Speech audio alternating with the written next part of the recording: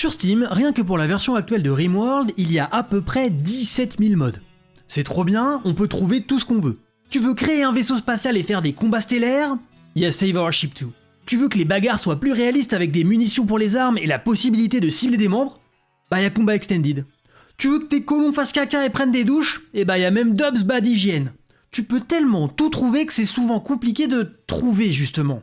Encore plus quand tu débutes sur le jeu. Surtout que les mods que je viens de citer, ils changent beaucoup le jeu. Donc je les conseillerais pas du tout à un débutant ou à quelqu'un qui voudrait profiter de l'expérience RimWorld Vanilla. Donc nous, ce qu'on va faire dans cette vidéo, c'est regarder les 10 mods de Quality of Life indispensables pour débuter RimWorld. Pour commencer, qu'est-ce qu'on entend par un mode Quality of Life? Ce sont des mods qui ne vont pas changer les règles du jeu, mais simplifier les actions, améliorer l'ergonomie ou encore rendre plus visibles certaines informations. Avec ces mods, vous jouerez toujours à RimWorld, juste ce sera un peu plus agréable. Parce que, soyons honnêtes, oui, c'est le meilleur jeu de gestion de colonies. Par contre, il y a pas mal de petites choses qui pourraient être améliorées niveau prise en main. Donc nous, on va parcourir ensemble les 10 mods qui font ça. Si vous débutez RimWorld, vous pourrez installer tous ces mods, et si vous êtes déjà un expert, vous les utilisez sûrement déjà. Assez bavardé, lançons une partie. On choisit le scénario, le narrateur et la difficulté.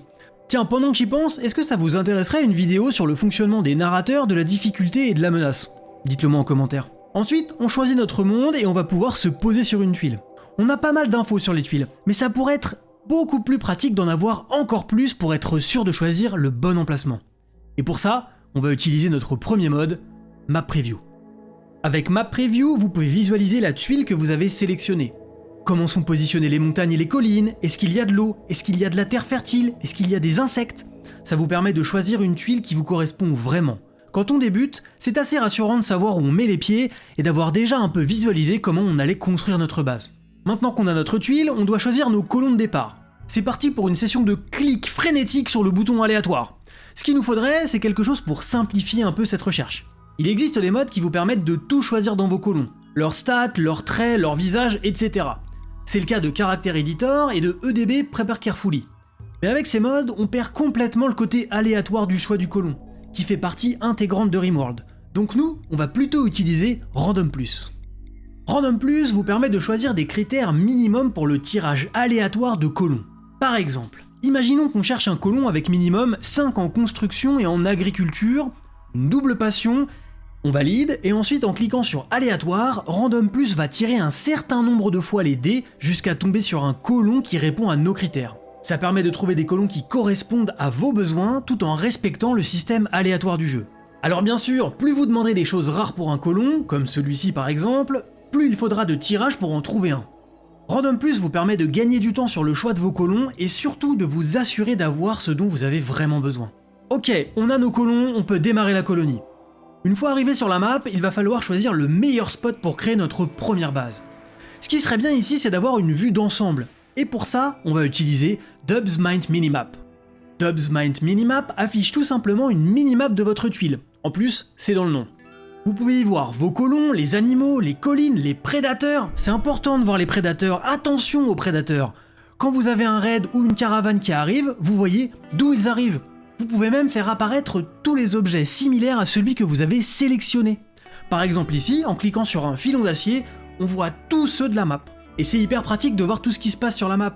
En plus, ce genre de mode, ça peut aussi améliorer l'accessibilité du jeu en offrant une aide à des gens qui en auraient besoin. Moi par exemple, je ne vois pas très bien, la carte m'est d'une grande aide.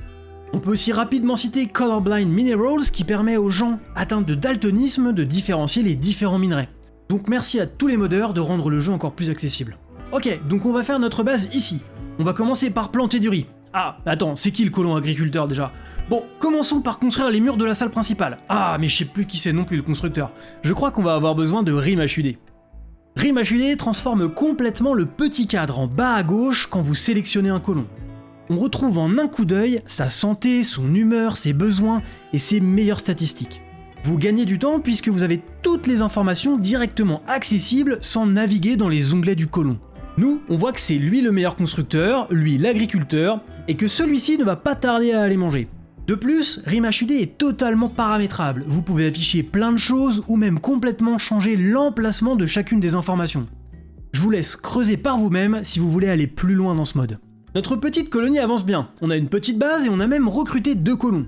Par contre, c'est un peu la crise tout de suite là. On a 2 malades, un colon qui va pas tarder à péter un câble et un autre qui est déjà en train d'insulter ses potes. Et comme on doit continuer à gérer la colonie, ce serait bien de pouvoir tout surveiller sans avoir besoin d'aller dans tous les onglets de chaque colon. Pour ça, on va utiliser CM Color Coded Mood Bar.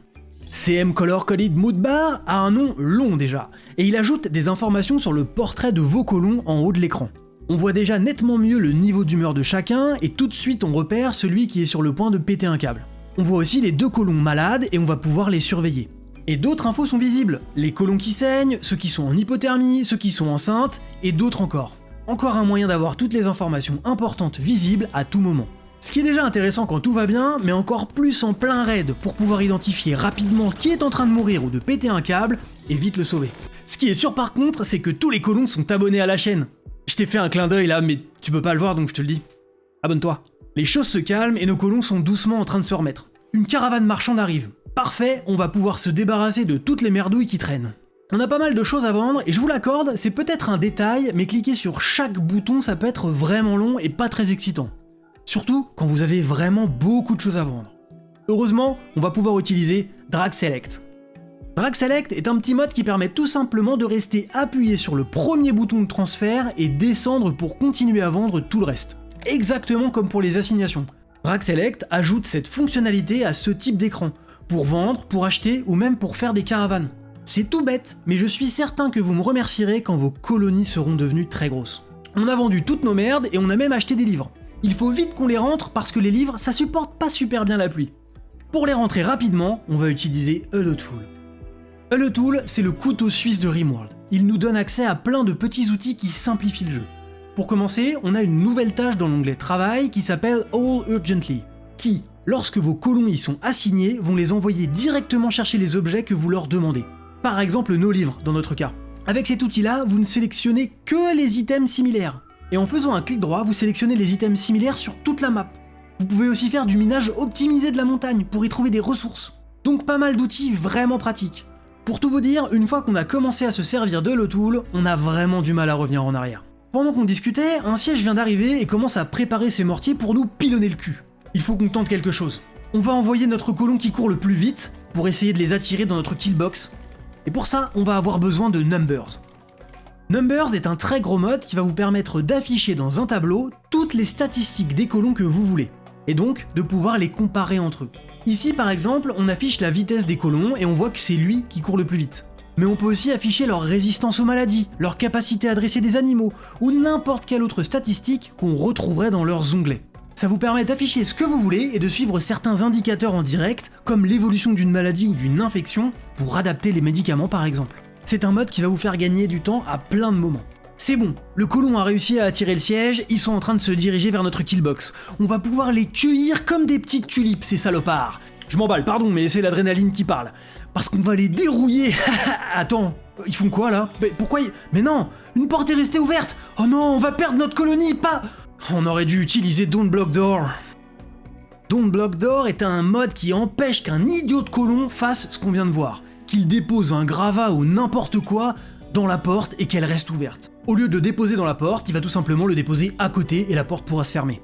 Et que le prochain raid ou la prochaine meute ne tue notre colonie. Selon une étude réalisée par moi-même, 99% des pertes de colonies sont dues à des portes ouvertes. Je préfère pas parler des 1% restants, ça m'énerve trop.